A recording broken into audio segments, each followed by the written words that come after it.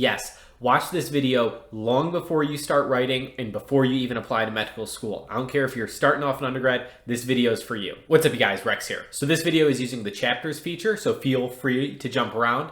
If you like anything I have to say, make sure you subscribe, hit the notification bell.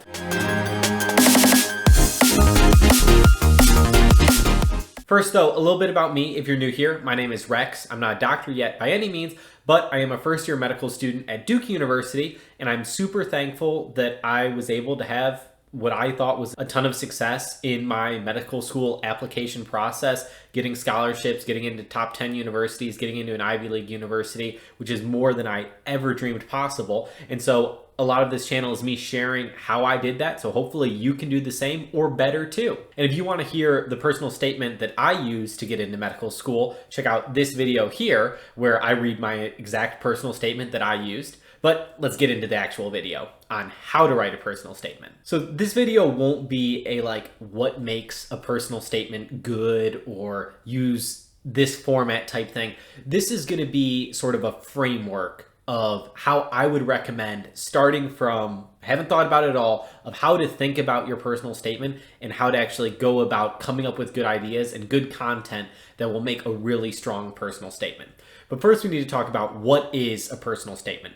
Your personal statement is basically the main essay you write for your medical school application. So when you maybe applied to undergrad, if you've applied to undergrad already, you filled out the Common App most likely, and you had that main essay. That's sort of your main essay that you use in your AMCAS application to tell medical schools about yourself, why you want to be a doctor. Now, specifically, you really don't get much prompting from the AAMC on what you're supposed to do. Essentially, they say, consider and write your personal statement carefully. Many admissions committees place significant weight on this section. Make sure you proofread carefully because no changes may be made after you submit your application. Not a lot of instruction right there, but that's the general idea. It's very important. Make sure you proofread it, all that stuff. If you click, you can get a little bit more information, which is here, which is basically tell you to answer the main questions, which are, why have you selected the field of medicine? What motivates you to learn more about medicine? What do you want medical schools to know about you that hasn't been disclosed in other sections of this application? And then in addition, you might cover some other stuff, talking about challenges that might not show up in other parts. Or additionally, you might use your personal statement to comment on maybe you had a really bad semester because of life circumstances, or to explain how you have an awesome upward trend in your GPA and why you sort of didn't start off as good as you could have, and then you improved in your GPA and academics throughout your college career. So that's really the extent of what is a personal statement that I want to cover in this video. Let me know down below if you'd like me to go more in depth on my thoughts of that, but I think that sort of covers it. Hopefully, if you're thinking about applying to medical school, you've maybe done a little bit of research and know what to do. All right, so without further ado, this is what I would recommend you to do in order to start your idea creation process of coming up with your personal statement. And so the first part is really that idea generation. And so I want you to get a piece of paper, or if you're electronic, use your tablet, your laptop, your desktop computer, whatever it is, and write down and answer all of these questions. The first one is write as many reasons as you can think of why you want to be a doctor. I don't care how ridiculous they are or how superficial they are. If it's get dollars, or if it's to get some fancy med school swag and get that sweet Patagucci, or if it's to cure cancer and cure AIDS and save the world, write it all down. At this point in the game, there's no wrong answers. Then more specifically, I want you to answer this list of questions one by one if it's not already covered in your list. Identify the first thing in your life that you can think of that specifically made you want or become interested in becoming a doctor. Next, think of the most recent thing that has happened in your life that has encouraged you to apply to medical school and make you want to become a doctor. Write down the most important person who has had an impact on you becoming a doctor. Write the most important thing that has happened to you that has made you want to become a doctor. This might be you had some operation done to you, or you had some experience from care from a doctor, whatever it is, but something that happened to you. And then next is similarly but opposite, something that you have done. This could be you caring for a friend at some point, or you volunteering or doing some research, but something you did. And so I realize all of these questions, they might take a significant amount of thought. This should be a process you reflect on a lot. And so additionally, I want you to write down and just think about a little bit about specialties. And so that is like specifically, do you want to be a dermatologist whatsoever? And so I don't think it's important whatsoever to know for sure, oh, I'm interested in this. Like most of my classmates have no clue. But if it is something you have a really strong passion about, I think that can contribute to a good personal statement. So think about specialties. Specifically, I want you to think about what is the like one area of medicine that is the most exciting and interesting to you, whether that's surgery or developing a vaccine or doing treatment in an ICU or helping newborns. Whatever it is, write that down. And then similarly, I want you to write down one skill you hope to have one day as a doctor, whether that is the ability to do a liver transplant or the ability just to start an IV or do stitches or deliver a baby successfully. Or maybe it's to read an x-ray or understand how the heck an MRI machine works. But write down one skill you hope to obtain. So that's sort of broadly step one of this process that I'm encouraging you to do, is coming up with ideas. But sort of step 1B is I want you to answer some more questions, and these are sort of based on Kohlberg's stages of moral development. But I'll link down below a little bit about Lawrence Kohlberg and his stages of moral development. He was an American psychologist. And so I don't know for sure if they are still a valid theory or whatever, but I do think they provide a great framework for really understanding motivation, and look forward to another video more specifically talking about how you can apply Lawrence Kohlberg's stages of moral development to find your motivations and become more motivated and ultimately more successful. But so your first question I want you to answer is, what is your biggest fear if you don't get into medical school? What would happen that you are most afraid of if you don't get in this time or don't get in ever? And so that might be a scary thing to think about, but I want you to take time, write it down. Next, I want you to write down what is the greatest personal reward you think you would gain from becoming a doctor or going to medical school. Next, identify who you think you would make the most proud by becoming a doctor. Next, identify what sort of status about being a doctor that you most aspire to have, whether that is leadership or the ability to help others or honor or status in society, prestige, whatever it is, write it down. Then identify how you being a doctor would be most beneficial to others. And lastly, identify how becoming a doctor would most align with the personal values you hold most dear and represent how you hope to live your life. All right, so that's the end of stage 1, end of part 1, part 1B, all that stuff. So at this point, you should have thought a ton about why you want to go to medical school, why you want to be a doctor, and you should have a huge list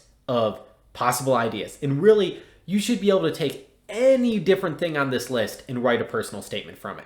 Even if it's a really crappy personal statement, you should be able to write something for each of these, because they all are part of you, and that you're going to have good motivations and bad motivations and mediocre motivations of becoming a doctor. Everybody does. They're all part of who you are, and it's something personal that you could write about. But so now, from this huge list, pull out all of the different ones that go back to those 3 questions we have to answer according to the AAMC. Number 1, why have you selected the field of medicine? Number 2, what motivates you to learn more about medicine? Number 3, what do you want medical schools to know about you that hasn't been disclosed in another section of this application? So you should be able to take a ton of these and answer direct questions and directly answer those questions, or maybe all 3 with just these prompts. And so now I want you to write at least 3 totally different personal statements. When I was going through my process, I think I wrote 4 personal statements, all that took totally different directions and turns and were different parts of my life, and were all very significant, true motivating factors of why I wanted to be a doctor and why I wanted to go to medical school, but they were different parts of who I was. And so I want you to take 3 totally different approaches. It's okay if most of them are really bad or all of them are really bad. You are still developing ideas and learning to tie all of these pieces of your story together in different ways and from different angles. And specifically, I want at least one of these to be deliberately way too personal. that I want to be like talking about your boyfriend or your girlfriend breaking up with you and then ranting about your parents, something like that. That is obviously sort of like unprofessional for a personal statement. But I want you to deliberately do this as an exercise, because I think the trap the vast majority of people fall into is writing a personal statement that is not personal enough. This should be a personal statement that is personal. It should be something that applies to you and you alone and really tells medical schools about who you are, and so that they can identify if you are a good fit for them or not. And you have to understand that you're not going to be a great fit for every medical school, and it's your job to sort of do a little bit of research and find where you're a good fit for, but also trust in yourself that there is going to be a medical school that you are an awesome fit for, and you want medical schools to know that right away and really say, all right, this is it. This is the candidate I want. We're giving him an interview. We're getting this person an acceptance. All right, so now you have at least 3 personal statements. And so take a little bit of a break. Don't read these right away. And it might take you 2 weeks to write these 3 personal statements, but give them a rest. Come back in like a week and reread all 3 of them and pick out the best elements of these stories. What do you think really tells who you are and really answers that question of why you want to be a doctor in a really deep, personal, interesting way that administrators will read and be interested in you as an applicant. And additionally, this is a time to look back on these 3 personal statements, or maybe more personal statements, and say, actually, there's a huge part of my story that isn't included here. Write another personal statement, write an entirely another one. And this really might be a time to answer those last 2 questions that you might not have covered yet. And that is talking about maybe some special hardships or obstacles that have influenced your educational pursuits, or talking about any ups and downs in your academic record, whether that's having just a really bad semester one time because life gets in the way, like medical schools understand that, but you gotta tell them about it, or it just might explain your general upward trend. Medical schools love to hear that and love when you talk about it. All right, and so then the final stage is really putting it all together. So take the best elements of your 3 different personal statements, and it might end up that you're really just taking 99% from one of these personal statements that you decide is the best and sprinkling in a little bit of the other ones. But now you're going to knit it together and you're going to come up with one personal statement. From there, it is so important, in my opinion, to find not just an advisor or a mentor, find a good advisor and mentor. Find someone you really trust to read this personal statement, and you trust them because they know what makes a good personal statement. And I'll tell you, that person likely is not going to be the same person you probably had read it in your undergraduate application. So that's probably not a parent, that's probably not a sibling, probably not a best friend, probably not even one of your professors in undergrad. Find someone who is maybe a medical student that has helped a lot of other medical students and has read a ton of applications. If you want me to read it, go ahead, shoot me an email down below. I'd be happy to read and comment on it. If you can find someone who has been on the admissions board of a medical school, have them read it. Your pre-med advisor may not be, depends on the school, may be an awesome resource, but find someone whose opinion you really trust and you should trust because they know a lot more than you about what makes a good personal statement. And so from there, it's just a matter of revise, revise, revise. Obviously, you have to make sure your grammar is totally perfect. For sort of just grammatical reasons, you can go ahead and have your parents read it or your best friend read it and have them pick out grammar errors. But content-wise, they may not know what is best for telling a story that medical school admissions committees are going to love. That is something that is sort of a little bit of a particular set of skills, and you really have to sort of be in the medical school system to know what makes it great, in my opinion, at least from what I've seen, that I've had a lot of different people read my personal statement, and ultimately the only person's advice I really followed was my primary advisor, who was on a medical school admissions board and had retired, and he really knew his stuff because he had read thousands of personal statements in his life. He knew what got people interviews. He knew what got people acceptances. All right. And so I guess the next step is revise yet again. But at a certain point, you have to understand that it's about the broader story. It's not about the little details. It's not necessarily about some beautiful poetic language. It's the story that matters. And so there is definitely a certain point where there's way too much revising you could do. You don't need to overly wordsmith it.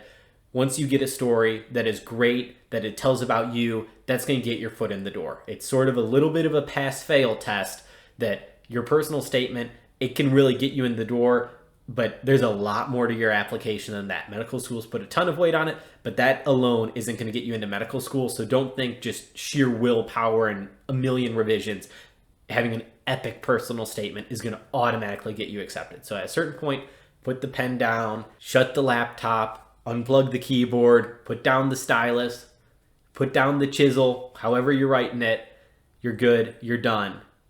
And then just prepare for all of the interview invites that you're going to be getting soon. All right, so that is my advice of how you should write your personal statement. If you have any questions, comments, or concerns, I'd love to hear about them down below. If you want to hear more of my videos, go ahead, check them out. There'll be an ending card. If you want to make sure you're updated on my new videos, subscribe, hit the notification bell. If you liked anything I had to say, like the video. If you disliked the video, dislike the video. Until next time, don't be ordinary, go be great.